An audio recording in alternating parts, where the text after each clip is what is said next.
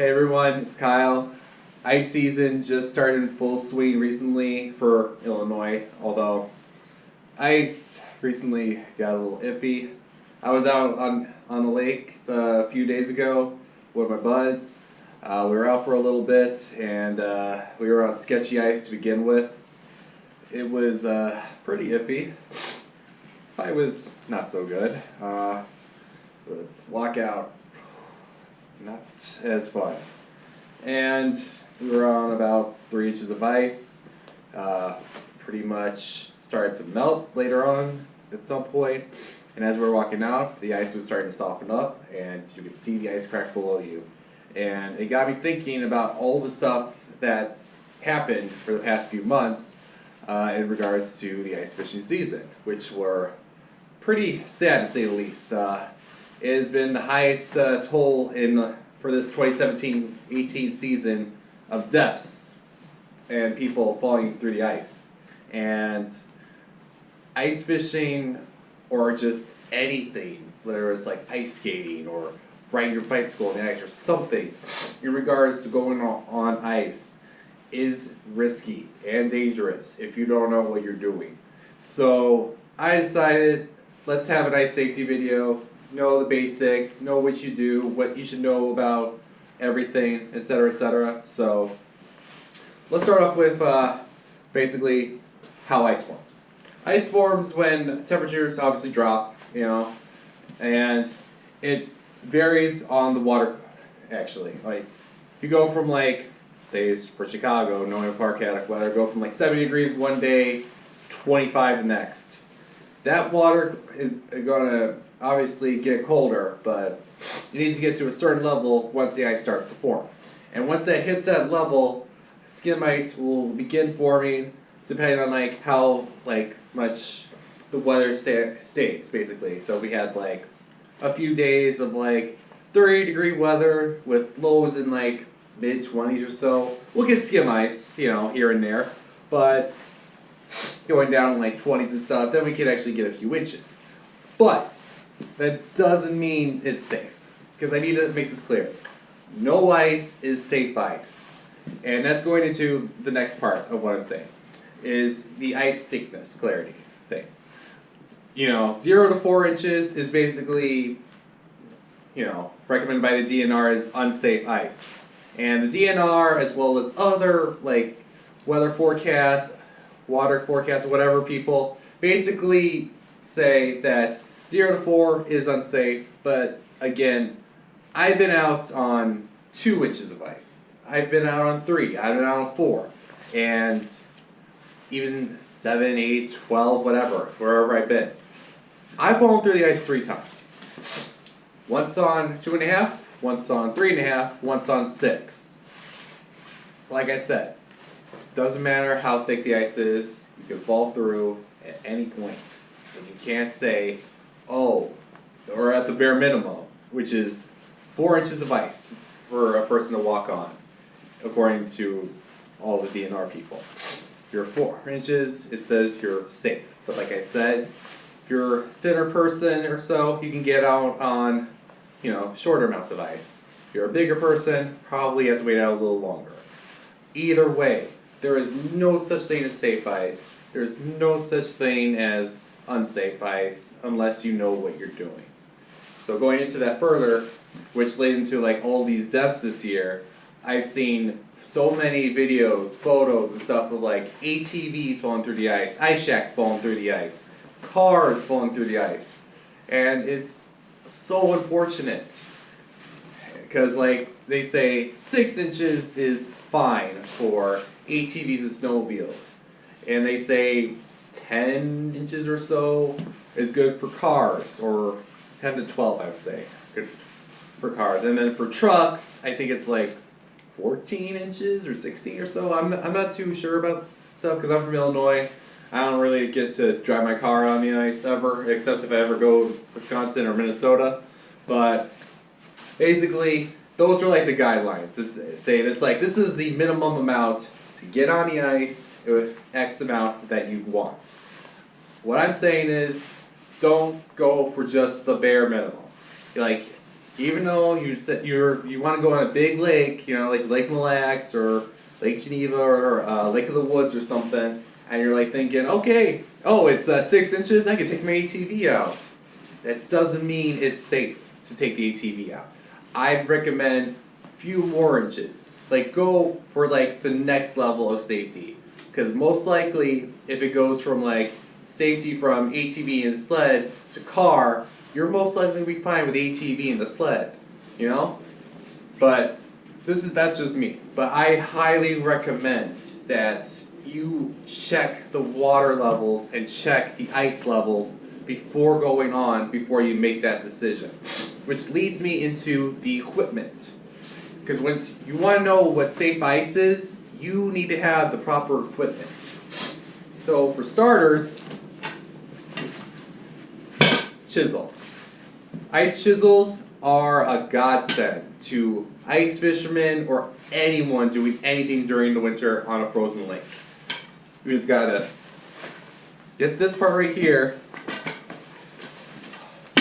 and sometimes they come with a noose to wrap around your arm. I always have it on because when you're jamming through the ice, you don't want it to fall through. I've seen it happen to a few buds, but you want to just jab through and see how many jabs it takes to hit through the ice. If it just takes one jab, you're not safe. That is no way you're going to walk on that water.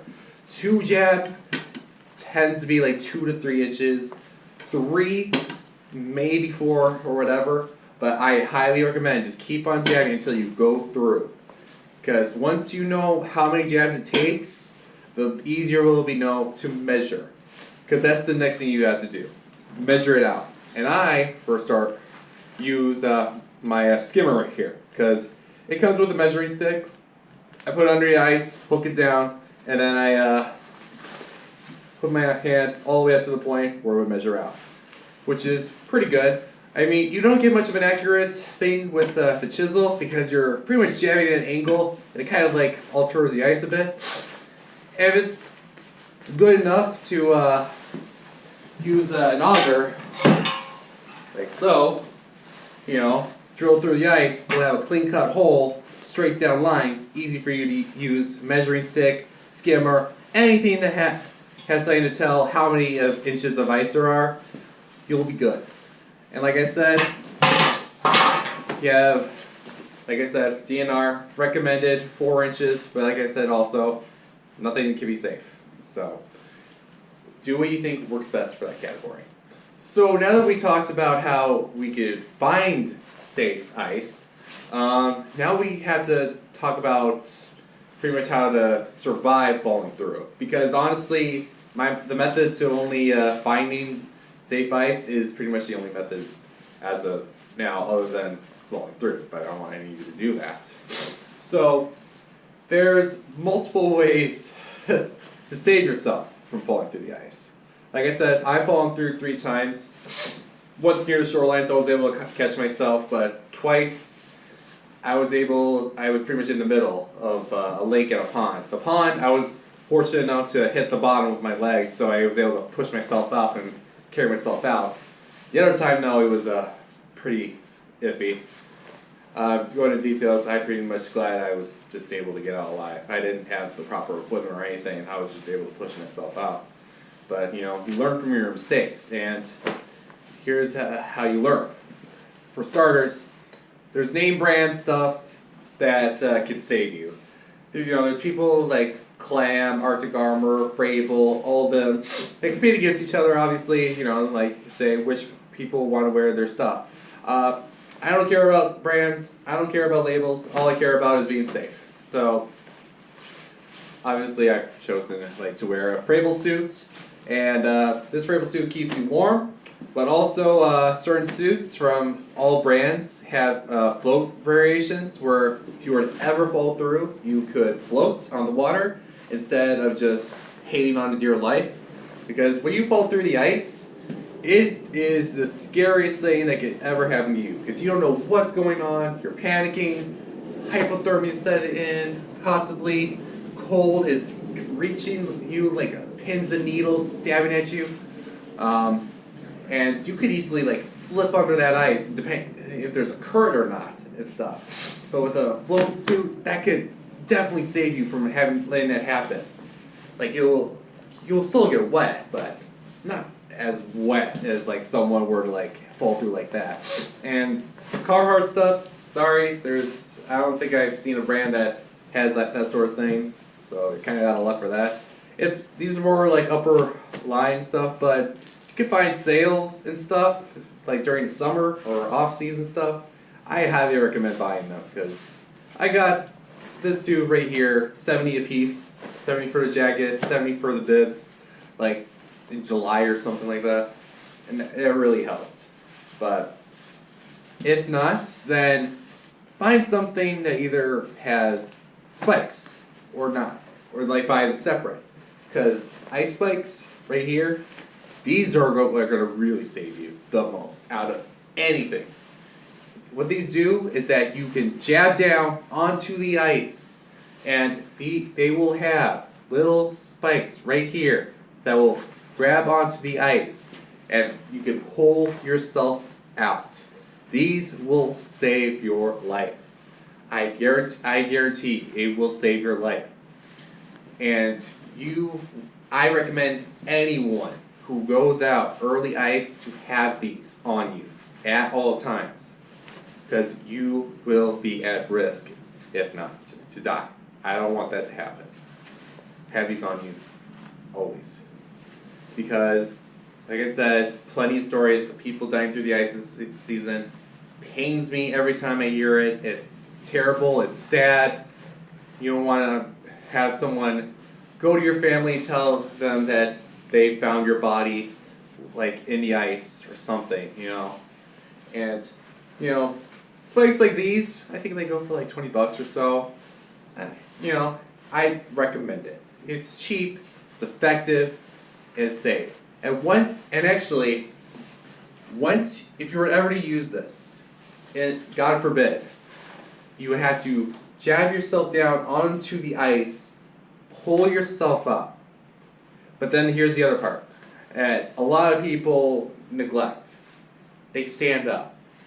I don't recommend that. I recommend you go on all fours, walk on the ice on fours like that, because that way your body's weight is distributed evenly and you're not pushing against ice. And I would recommend walking as far as you can to a point where you were able to safely walk out there, or even close enough to the shore. If you could get to the shore like that, I'd highly recommend that way more than going further on the ice, if anything. Because if you fall through the ice and you had a choice between going to land or walking further to land through the ice, I'd recommend land no matter what. Doesn't matter how bad it looks, go to the land. And if you're with a friend or friends or whatever, family, anything, then there are other risks at factor there. Because not only are your life is at risk, but so is theirs. Because there's also a chance where it's like they're trying to save you, and they get close to the ice and they fall through. So what I recommend is something like this. This will save you if you have friends with you, or a family, or whatever. This is a Clam Lifeline, basically a rope that in 3 simple steps where you click off this, grab a few feet of rope out, toss out to your friend, or a friend toss out to you, falling through the ice, so they can pull you out and you can be safe. Rope or anything of that sort will save you if you have a friend that is willing to go out with you and is trailing behind you and sees you fall through, grabs the rope, throws it out, saves your life. I highly recommend this. I got this for $20 at Cabela's. It was on sale. It usually goes for $25, I believe. But again, price is no factor for your life. Like I said, these go for like $20. Suits, like I said, found this cheap, $70. This $20. Don't matter. If you value your life, but you also love to go on the lakes during winter, you need to be safe. So put in the money into this stuff. So no matter what happens, you are safe. You are alert. And if anything bad were to happen, you can at least be prepared.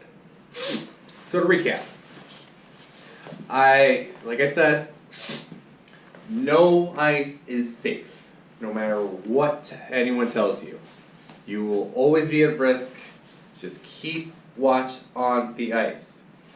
And when the water temps start to change, ice starts to form, like I said, 30 degrees or 25, you're going to get very skim ice compared to 20 and 15, like for example, like that. And my buddy, in my situation, we were fortunate enough to not fall through the ice and fortunate enough to get out with anything bad happening to us. But we were prepared because we had the rope, we had our chisels, we had spikes, we had our float suits. We were, if any in danger, we were at least going to be prepared to get out with some sort of help or some sort of thing that we have that could get us out. And like I said, DNR, 4 inches, they recommend that as the minimum of safety. Like I said, it varies per person. Go out where you feel is your safest for that. And then 6 inches for snowmobiles and ATVs, 8 or whatever for the cars. Like I said, I'm from Illinois, so I'm not too familiar with that. But either way, check the ice charts, check reports from lakes, check anyone who has visited the lake, if any, that have knowledge on this lake and any issues. Because certain lakes, might I add, they have springs in them. And it's harder to freeze up in those areas compared to others. And if those springs, make weak ice, those are the spots that you need to fear most. And if you have locals that actually know those spots and tell you where not to go, then you're in good luck. You're in good luck there. But like I said, it's all about luck. It's all about safety. It's all about risking your life, knowing that there's a possibility you might fall through, and a possibility you might die of either drowning, hypothermia, or whatever. But I hope this video helps you. I hope I've gave you some knowledge on how to prepare or save someone else's life. Because, like I said, this is a very sad ice season. We're only 2 months in, and we lost so many people. Who gives a shit about the cars, the ATVs, and ice houses that fell through the ice? It's all about the people that perished. And honestly, I just want you to be safe. I try my best to be safe as much as I can, but I want you all to be too. So, thanks for watching. Please like and subscribe for more videos, and stay safe out there, everyone.